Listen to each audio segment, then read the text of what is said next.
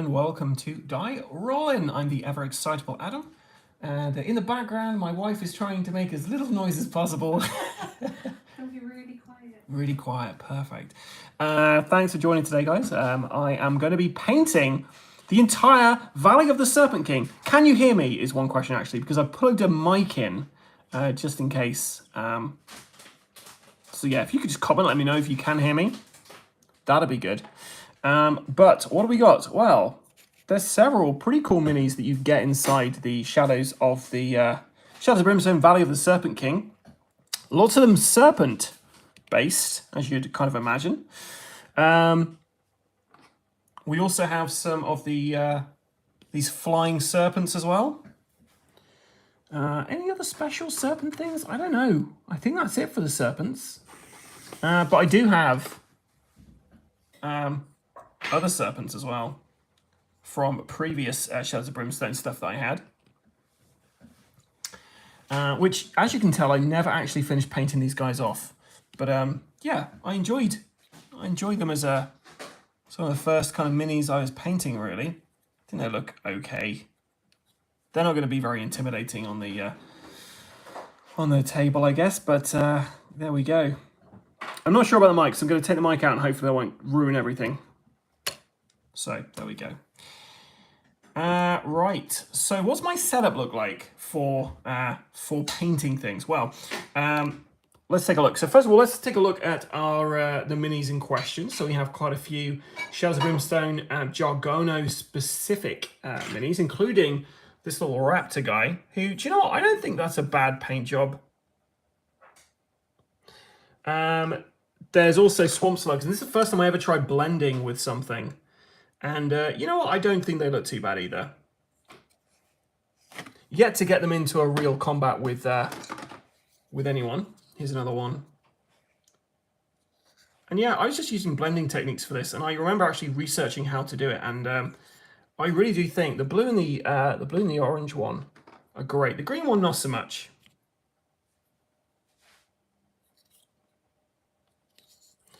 But there we are. So we also have like a little Serpent Shaman guy there as well. We've got the gates in the background there to paint up as well, which, you know, that's not going to be a very interesting video watching somebody paint all that stuff. So that's some of the stuff we've got there. We've obviously got all the conquistadors as well. He's just chucking them everywhere now.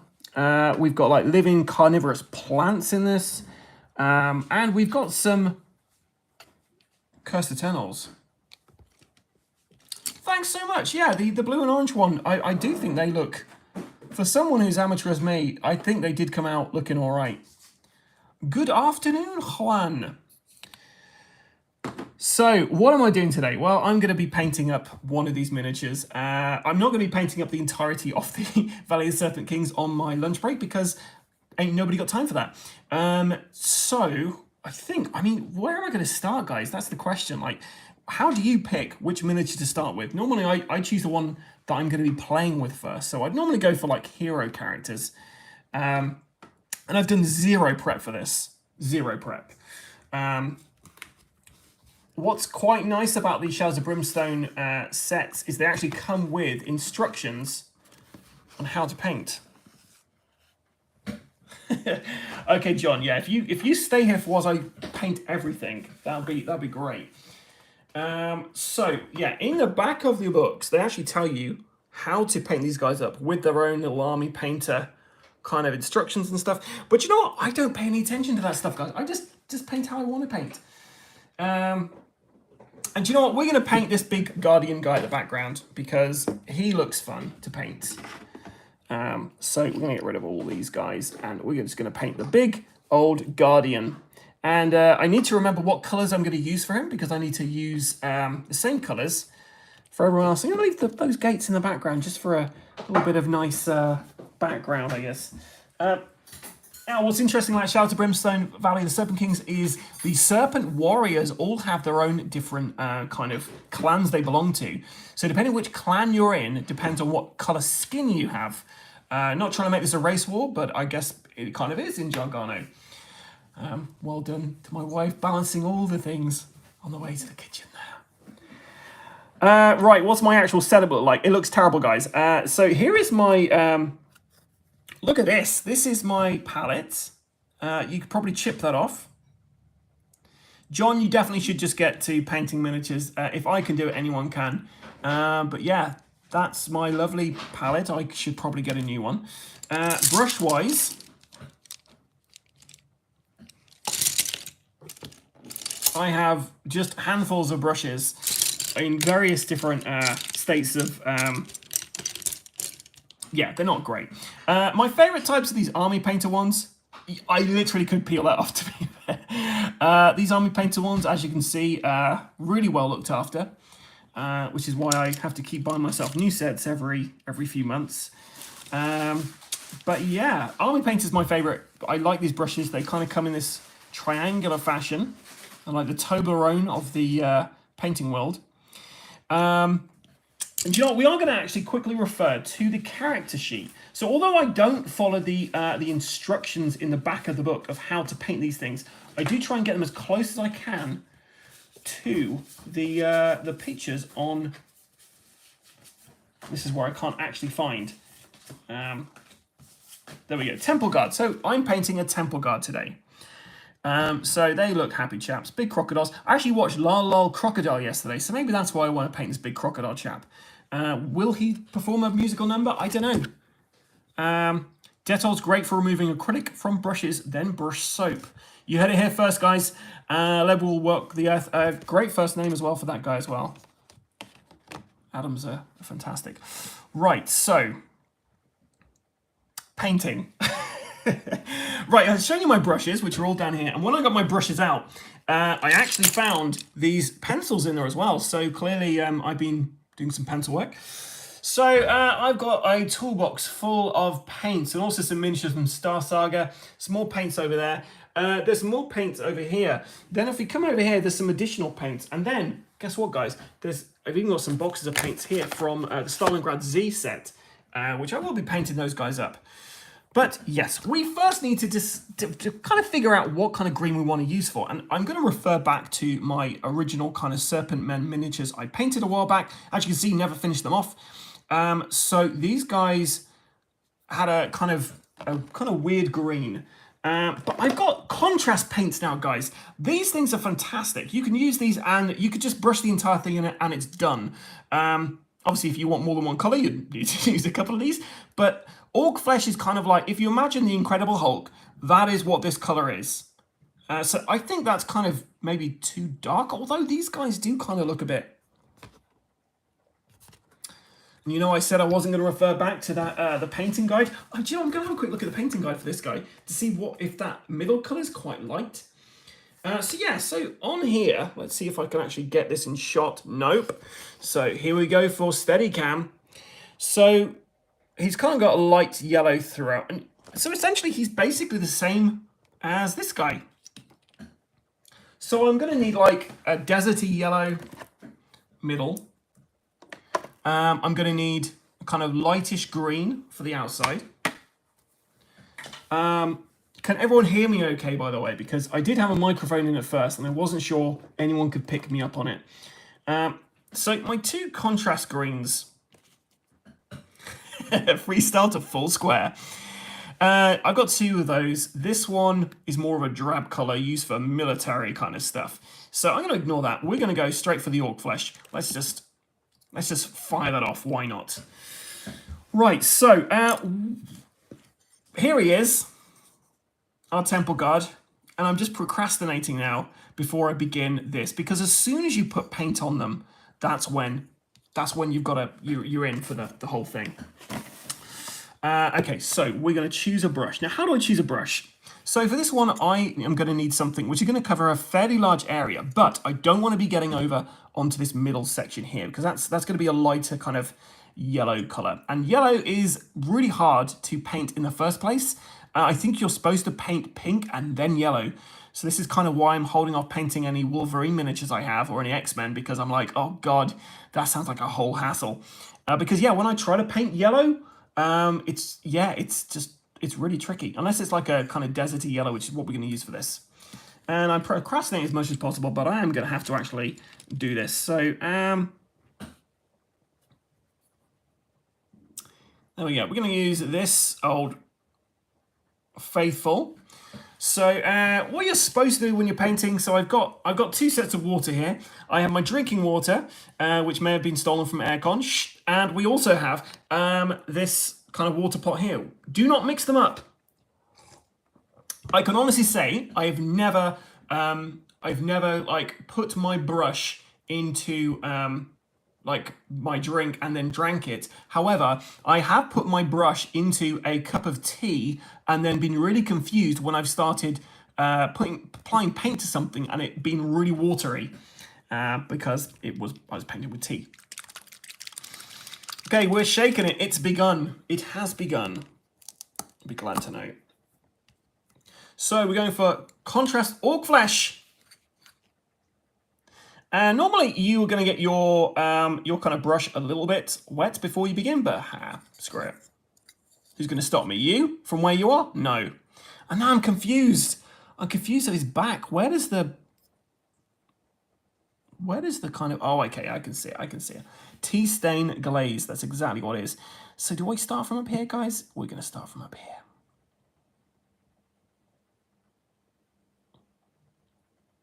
Guys, you are literally going to be watching paint dry. You have nothing better to do with your lives? Oh, God. Laughing. I've got it all over the place.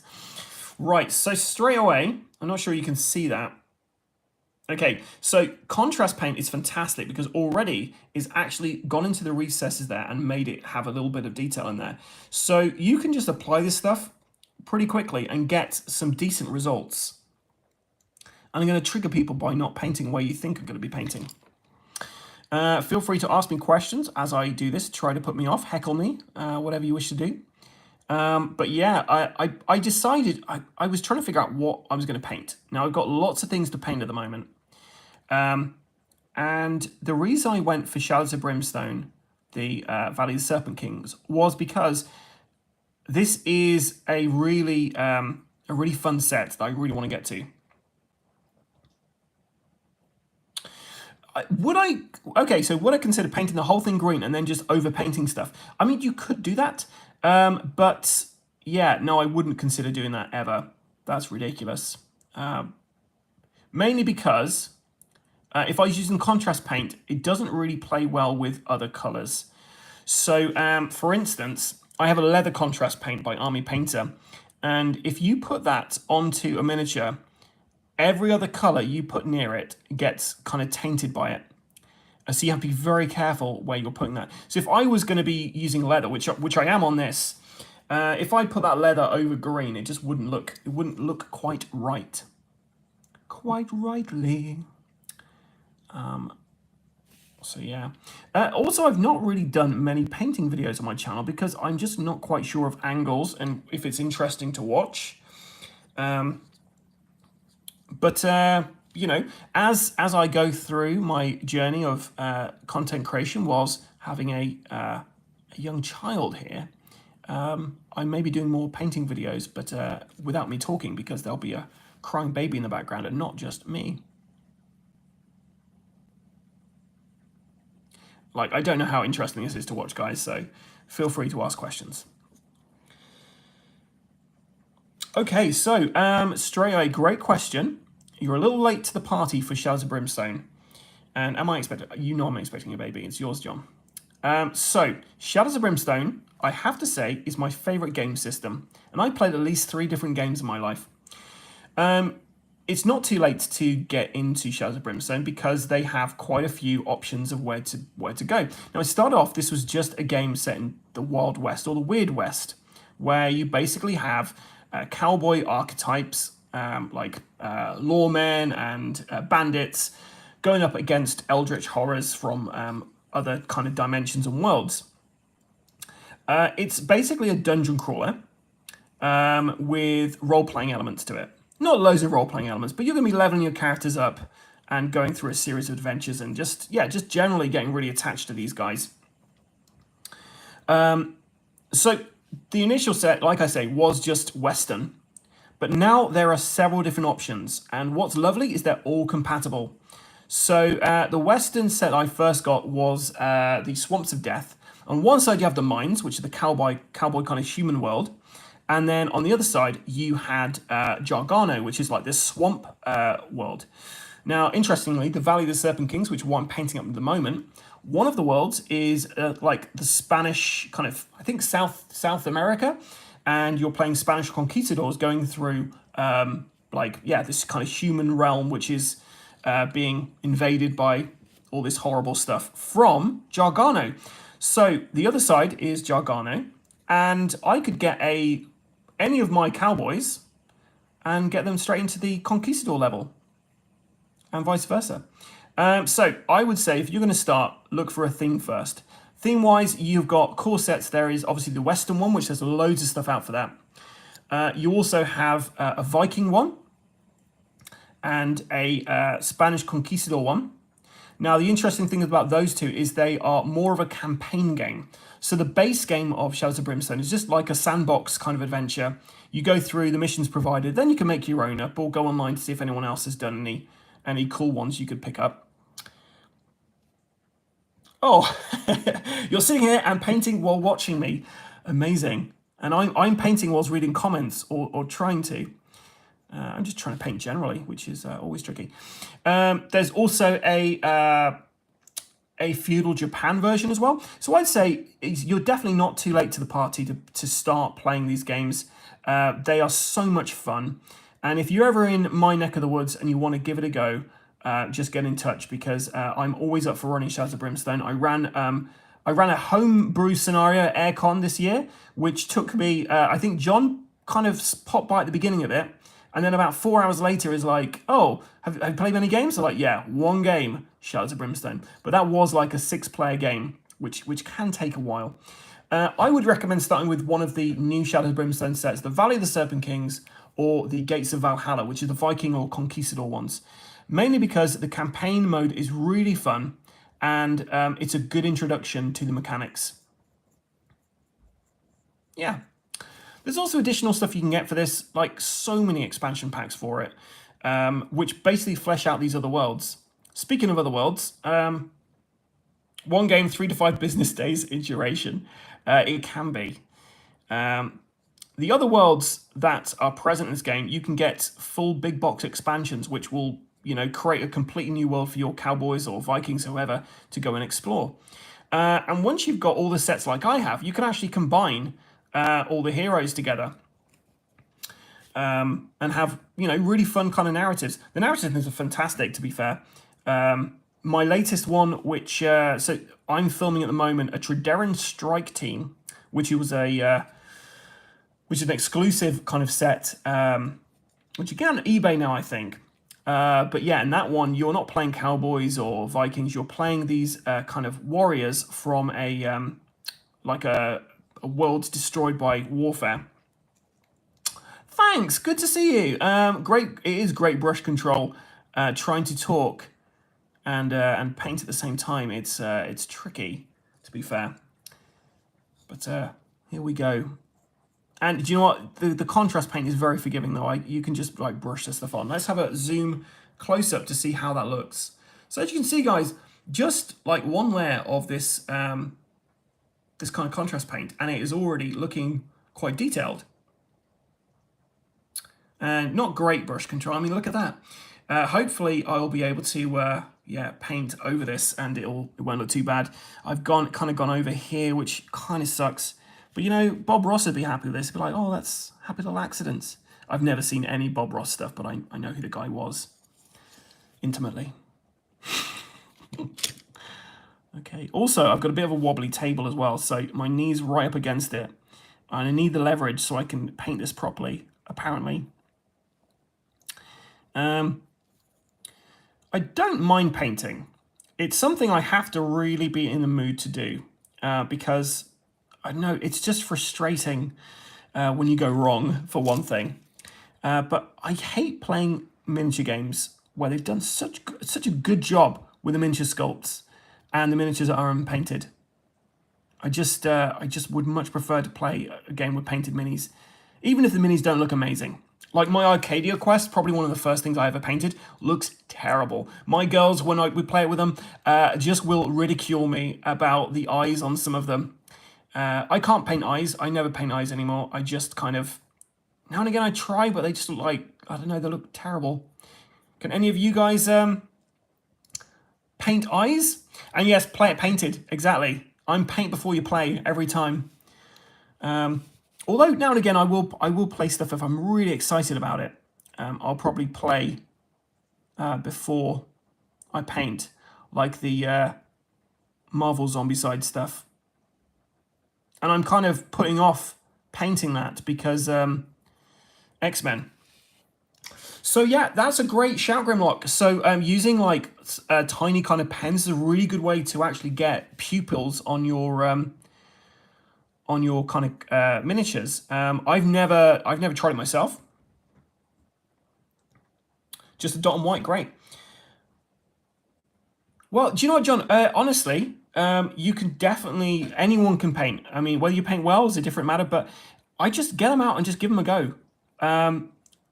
I'll be honest, using contrast paint is really easy. It goes on really quick and you can get some lovely detail. I mean, he looks terrible at the moment, but you can get some lovely detail on them. And your Bill and Ted minis, I'm sure, would look great painted up.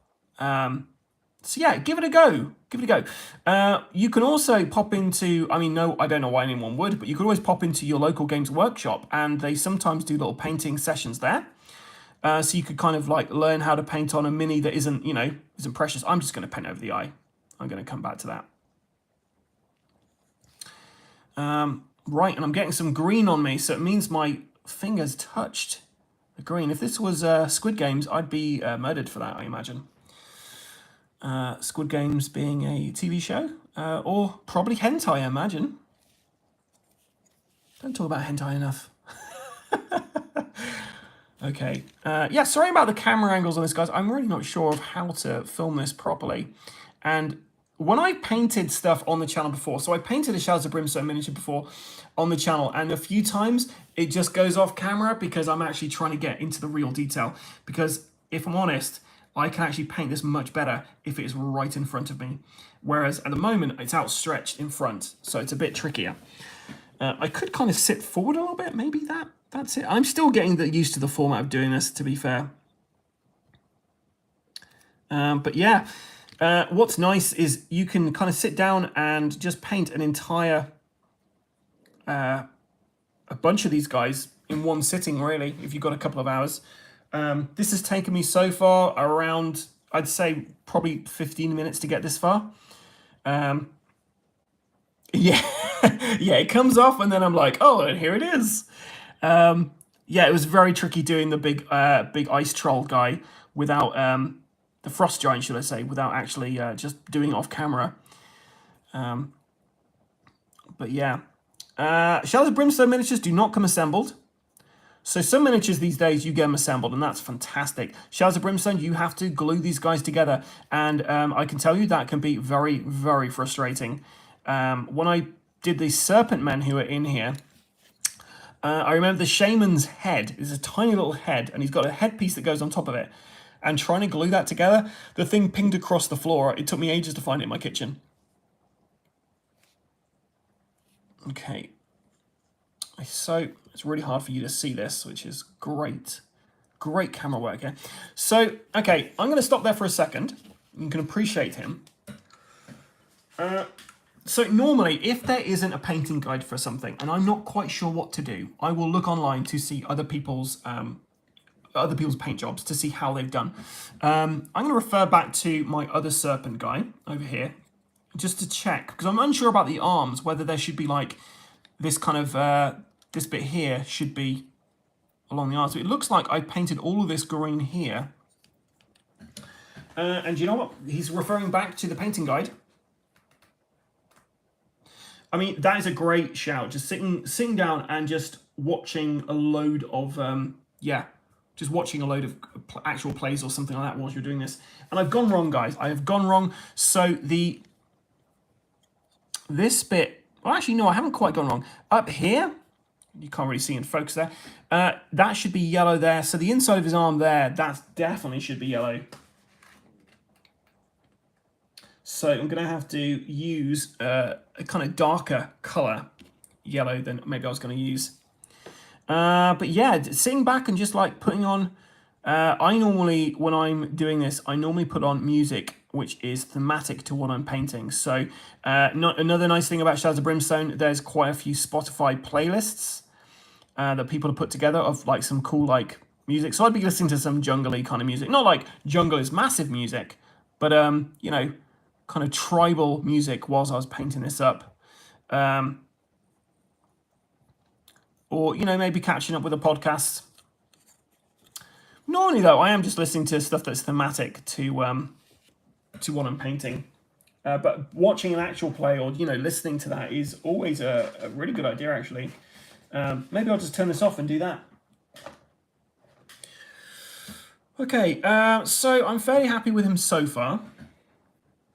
This is all actually going to be yellow, just underneath his kind of chin area. So that's going to be yellow. I think I have to match this up a little bit over here.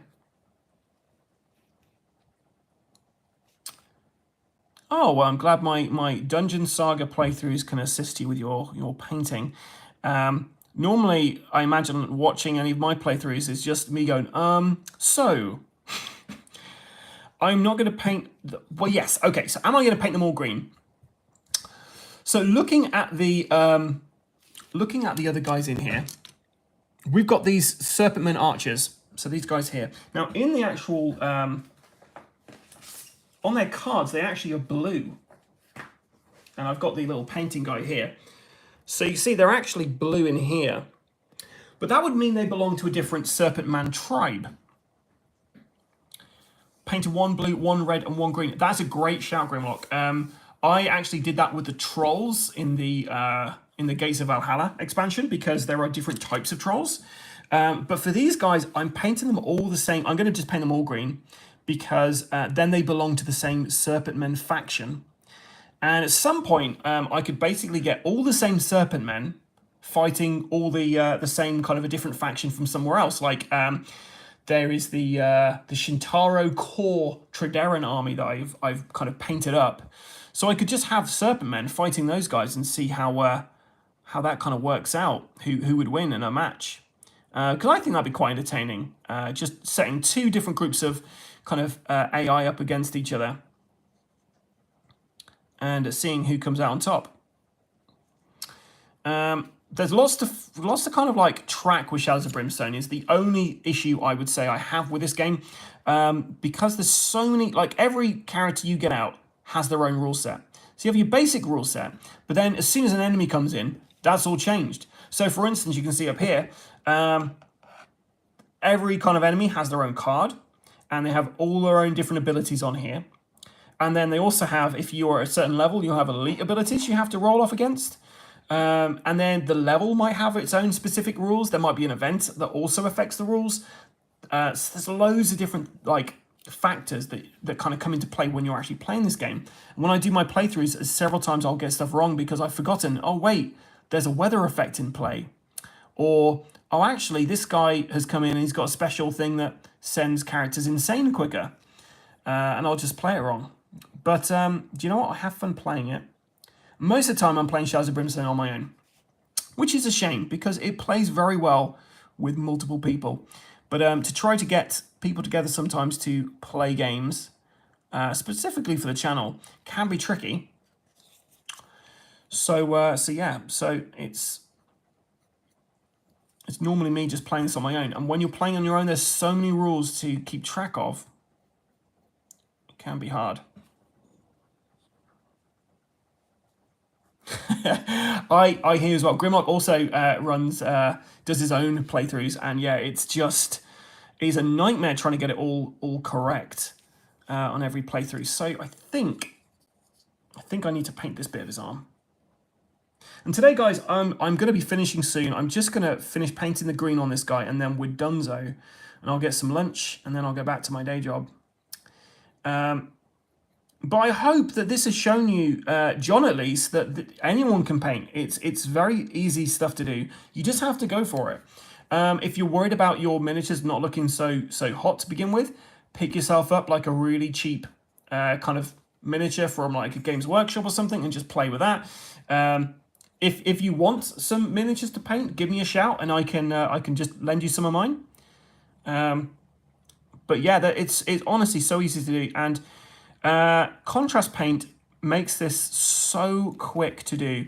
Normally, if I was doing this with regular paint, this would take me a bit longer because regular paint you have to apply a wash to. Yeah, it's just acrylic paint.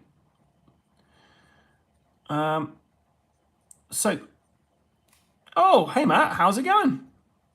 There is an offline gamer has entered the arena to watch a grown man paint miniatures all on his own. But yeah, so you can get contrast paint, which makes the whole process a lot easier. And I'll be honest, if you're painting a large amount of miniatures, contrast paint just really speeds things up quite a lot. And I'm going to leave that there today. There are a few little touch-ups I'm going to need to do.